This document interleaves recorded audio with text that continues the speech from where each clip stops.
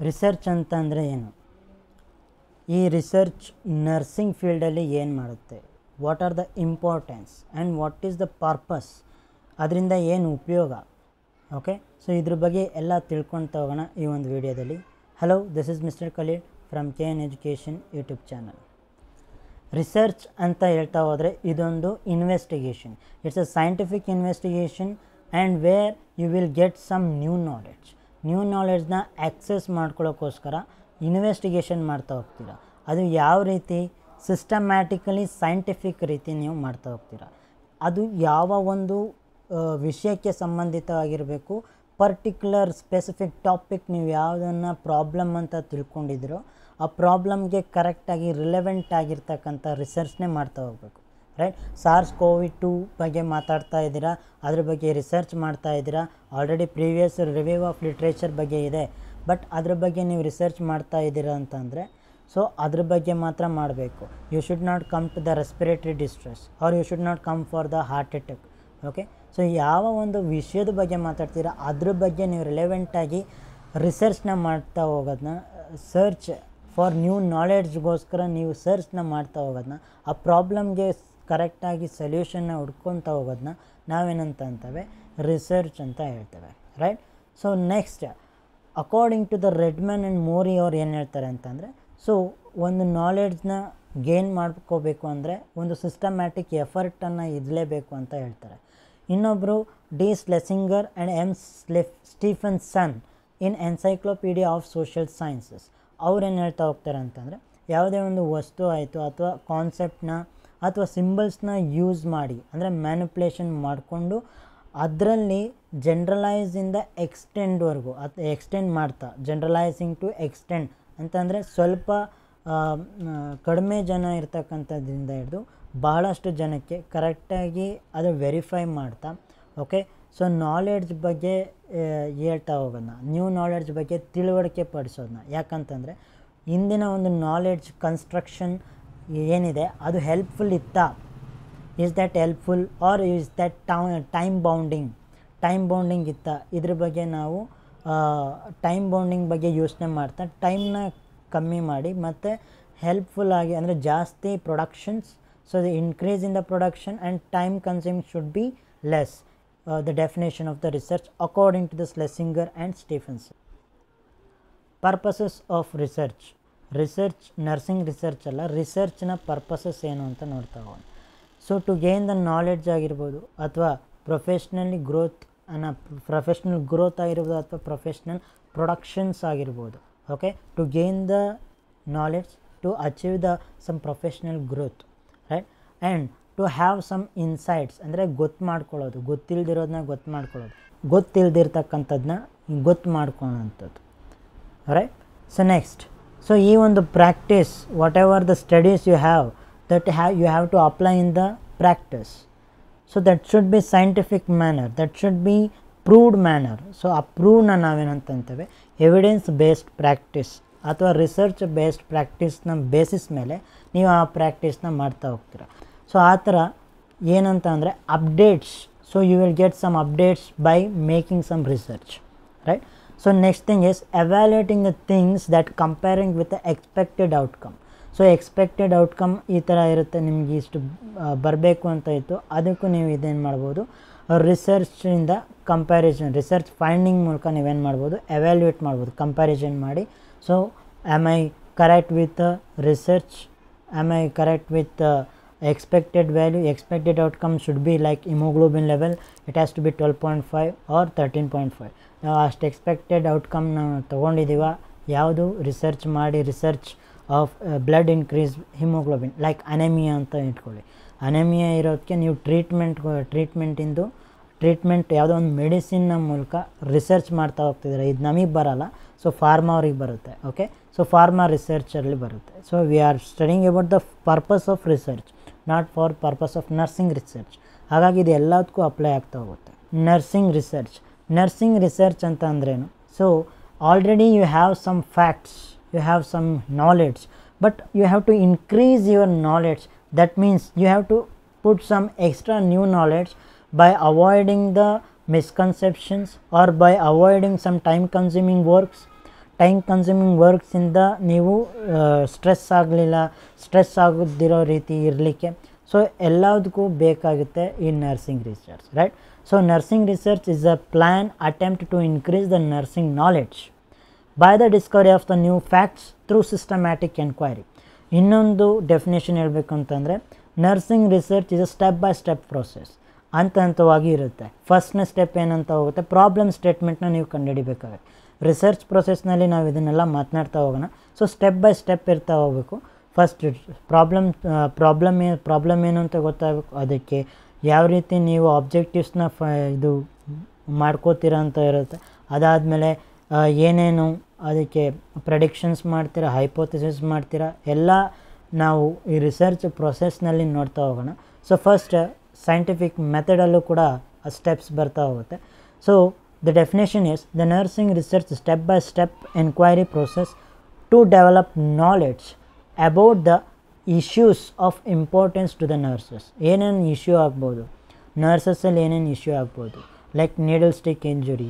So whatever the issues, hand ವಾಷಿಂಗಲ್ಲಿ problem ಇದೆ. So ಈ 7 ಸ್ಟೆಪ್ಸ್ ಅಂತ ಇವಾಗ 6 ಸ್ಟೆಪ್ಸ್ ಆಗಿದೆ, ರೈಟ್. ಸೊ ಅಪ್ಡೇಟ್ಸ್ ಆಗ್ತಾ ಇದೆ, ರಿಸರ್ಚಲ್ಲಿ ಅಪ್ಡೇಟ್ಸ್ ಆಗ್ತಾ ಇದೆ. ರಿಸರ್ಚ್ ಮೂಲಕ ನಮಗೇನು ಹೆಲ್ಪ್ಫುಲ್ ಆಗುತ್ತೆ, ಸೊ ಟೈಮ್ ಕನ್ಸ್ಯೂಮಿಂಗಿಂದ ಸ್ವಲ್ಪ ರಿಲೀವ್ ಇಡುತ್ತೆ.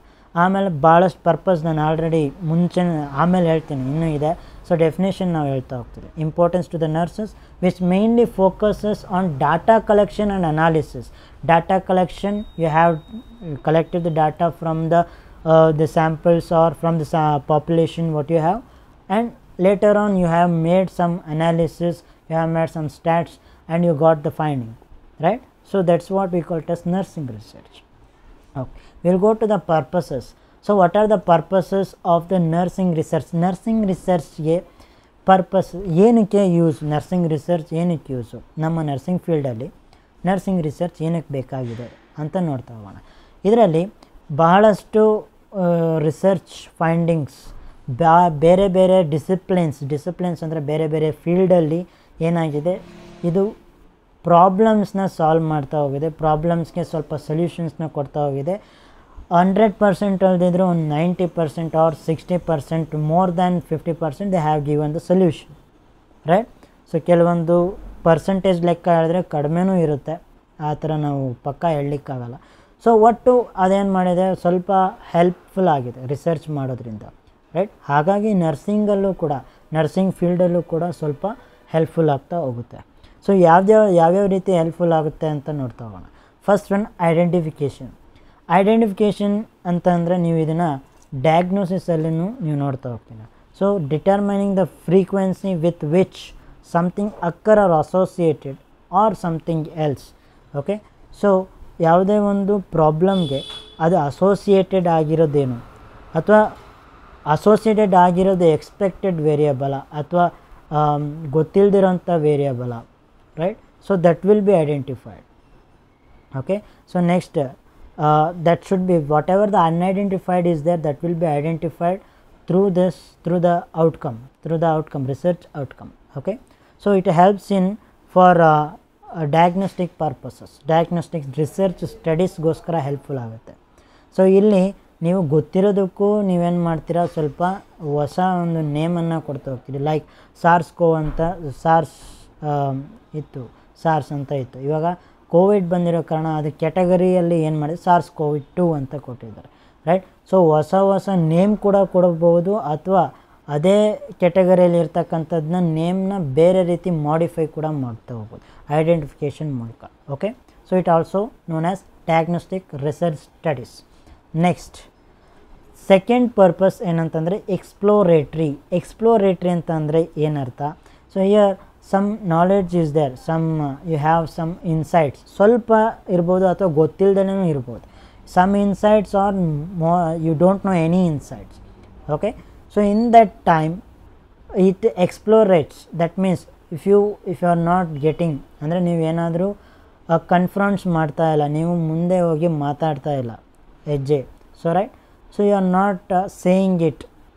So how to deal with this obstacles or how to deal with these restrictions, so that research will help you by removing these restrictions.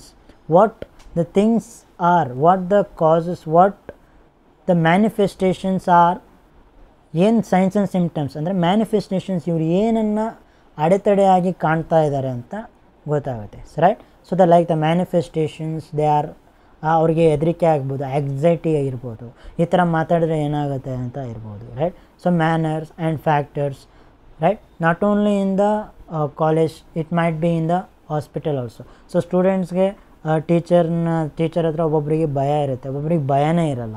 So ಆ ಭಯ ಇಲ್ದಿರೋ ರೀತಿ ಯಾವ ರೀತಿ ಮಾಡ್ಕೋಬೇಕು ಅನ್ನೋದು ಒಂದು ಅಬ್ಸ್ಟ್ಯಾಕಲೆ, ಭಯ ಪಟ್ಕೋಬೇಕು ಅನ್ನೋದು ಒಂದು ಅಬ್ಸ್ಟ್ಯಾಕಲೆ, ಭಯ ಬರಬಾರ್ದು, ಭಯ ಪಟ್ಕೋಬೇಕು, ಎರಡೂ ಅಬ್ಸ್ಟ್ಯಾಕಲೆ. This research studies helps from falsification or mistakes like previous.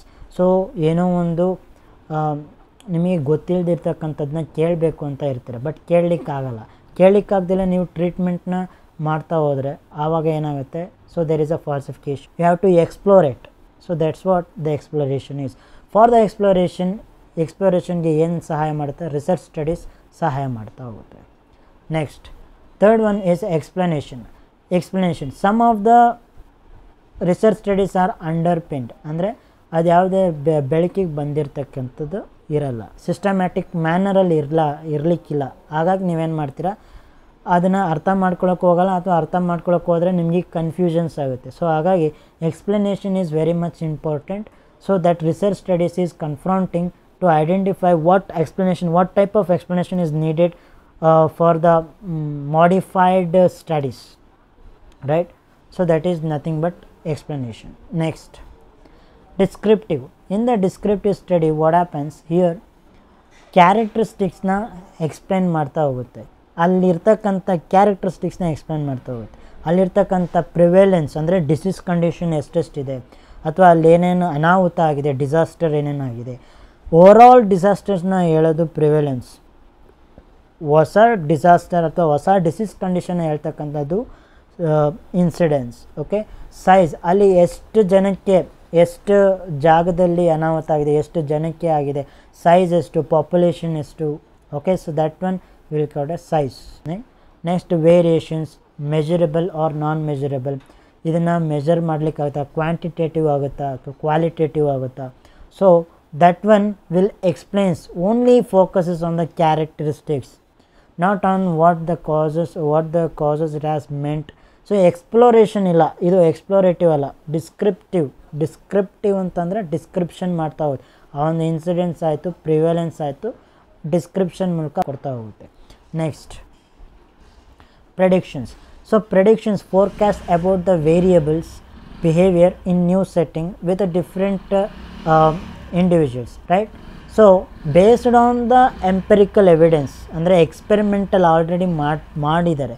So ಅದರಲ್ಲಿ ಇರ್ತಕ್ಕಂಥ ಫೈಂಡಿಂಗ್ಸ್ನ ತಗೊಂಡು ನೀವೇನು ಮಾಡ್ತಾಯಿದ್ದೀರಾ, ಕಂಪೇರ್ ಮಾಡ್ತಾಯಿದ್ದೀರಾ, ಯಾವುದೋ ಒಂದು ವೇರಿಯಬಲ್ಸ್ ಆಗಿರ್ಬೋದು ಅಥವಾ ಬಿಹೇವಿಯರ್ನ ಆಗಿರ್ಬೋದು, ಬೇರೆ ಒಂದು ಇಂಡಿವಿಜುವಲ್ಸ್ಗಾಗಿರ್ಬೋದು, ಗ್ರೂಪ್ಗಾಗಿರ್ಬೋದು, ನೀವು ಪ್ರೆಡಿಕ್ಟ್ ಮಾಡ್ತಾಯಿದ್ದೀರಾ. Okay, so that is nothing but the prediction. First presence ಅಲ್ಲ, ಫ್ಯೂಚರ್ ನೀವೇನು ಮಾಡ್ತಾ ಇದ್ದೀರಾ, ಈ ಥರ ಆಗ್ಬೋದು. By taking some medications you will get cure. ನೀವು ಹ್ಯಾಂಡ್ ವಾಶ್ ಮಾಡಿದರೆ ಕ್ರಾಸ್ ಇನ್ಫೆಕ್ಷನ್ ಆಗಲ್ಲ. So this are all already they have done empirical evidence and they have some findings. With some findings you are forecasting that things, right. So that is nothing but the prediction. Next ಹೇಳ್ತಾ ಹೋದರೆ evaluation means some normal findings what you have got. With the normal findings you are evaluating your outcome. Okay, outcomes na ನಿಮ್ಮ research ಸ್ಟಡೀಸಲ್ಲಿ ಬಂದಿರತಕ್ಕಂಥದ್ದು ನೀವೇನು ಮಾಡ್ತಿದ್ದೀರಾ, ಅದನ್ನು evaluate ಮಾಡ್ತಿದ್ದೀರಾ normal findings ಮೂಲಕ. So that is also helpful for research, that will also helpful for the problem solving. Okay, so this is how the purposes of the research studies. Thank you for watching this video.